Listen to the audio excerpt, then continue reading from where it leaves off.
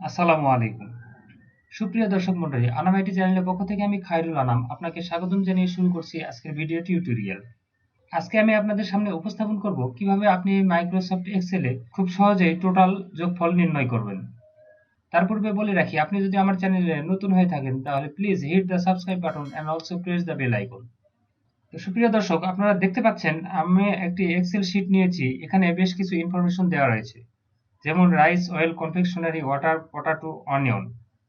এগুলোর প্রত্যেক মাসের খরচ হিসাব এখানে ইনক্লুড করা হয়েছে। এটির যোগফল নির্ণয় করতে হলে সাধারণত আপনি ইকুয়াল সাইন দিবেন, দেন B2 লিখবেন, B2 লেখার পরে প্লাস সাইন দিবেন, আবারও B3 লিখবেন, এভাবে plus B4 plus B5 plus B6 plus B7 এভাবে দিয়ে ইন্টার চাপবেন।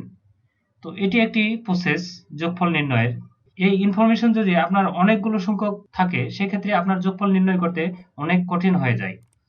এক্ষেত্রে আপনি আরেকটি প্রসেস অবলম্বন করতে পারেন।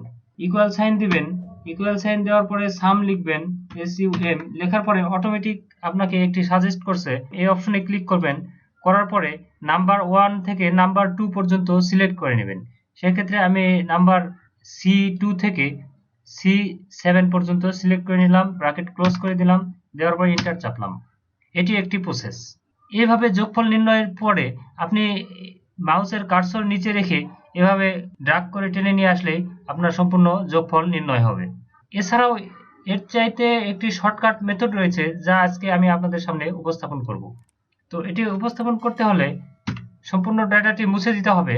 সম্পূর্ণ ডেটা মুছে দেওয়ার পর টেবিলের যতটুকু অংশে ডেটা রয়েছে সেই অংশটুকু আপনাকে সিলেক্ট করে নিতে হবে। তৎসঙ্গে আপনার যে অংশে যোগফল নির্ণয় করতে চাচ্ছেন সেই অংশটুকু সিলেক্ট করে নিতে হবে। নেওয়ার পরে আপনাকে কিবোর্ড থেকে অল্টার চাপতে হবে, এর সঙ্গে ইকুয়াল সাইন চাপতে হবে। তাহলে আপনি দেখতে পাচ্ছেন ম্যাজিক। তো সুপ্রিয় দর্শক, এই ছিল আজকের ভিডিও। এর পরবর্তী ভিডিও দেখার আমন্ত্রণ জানিয়ে এখানেই আমি বিদায় নিচ্ছি। সে পর্যন্ত সুস্থ থাকবেন, ভালো থাকবেন এবং আমার চ্যানেলটি সাবস্ক্রাইব করে পাশেই থাকবেন। ধন্যবাদ আপনাকে।